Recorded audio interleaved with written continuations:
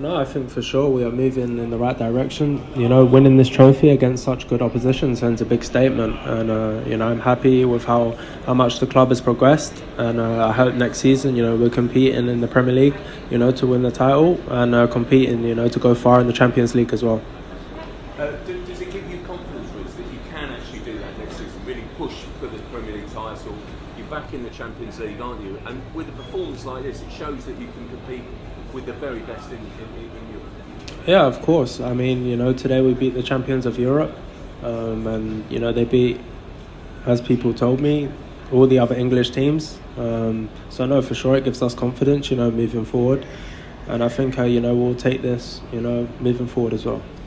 Reece, can I just ask you, in the second half when you had the game won, there seemed to be a little bit of needle with the PSG players, and after the final whistle as well. What was going on there, and has it been sorted out now? No, to be honest, I didn't really see what happened or what was said. You know, it's obviously, you know, disappointing for them when you lose, and I don't really know what was said. You know, I just tried to be as respectful as possible. Reece, it was a fascinating trophy presentation. You know, you were on the stage with the president of the US, and I think it looked like you were sort of saying, is he going to go, or what was going through your mind when that? Because you don't normally have the president of the US on the stage with you as you're lifting the trophy. No, I think the first thing I have to say to that is that you know, it probably highlights how big the tournament is. You know, the coverage for the tournament and the final was huge. And yeah, answering your question, before they told me that he was going to present the trophy and then exit the stage, and I thought that he was going to exit the stage, but he wanted to stay.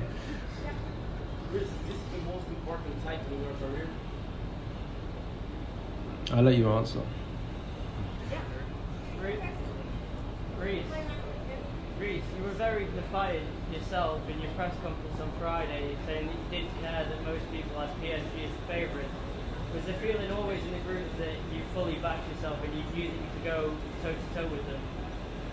No, of course, I told you that, you know, in my press conference the other day. And if you don't believe in yourself and believe in, you know, what we are building, what chance do you have? You know, today we put on an amazing performance. You know, we showed a different side to our game. You know, we maybe didn't play our best football, you know, but we beat an amazing side. Reece, how proud are you to lead this emerging bunch? How proud to be their leader? No, it's amazing for me, you know. Since a little boy I supported this team, and you know, I just wanted to play for this club, you know, just once. That would have been enough for me. And to you know, to captain the team and, you know, to lead them to 2 trophies this season, you know, has been a dream for me. Reece James, you played at MetLife multiple times now. It's going to be the host venue for the 2026 World Cup final. What did you make of the playing surface, the atmosphere, the fans? What did you just make of the venue and everything that comes with it next summer too? The venue is top. The pitches are not so good. Hopefully there's some changes for you know, the World Cup next year. What about the pitch? Do you think it's just sometimes what maybe would be better? I don't know. I think the pitches are, you know, there's Astro underneath and maybe grass on top, and it's, you know, not the best for the body, for the joints, you know, for the muscles. You know, you will see higher quality games and higher quality football if we played on, you know, surface which we play on in Europe.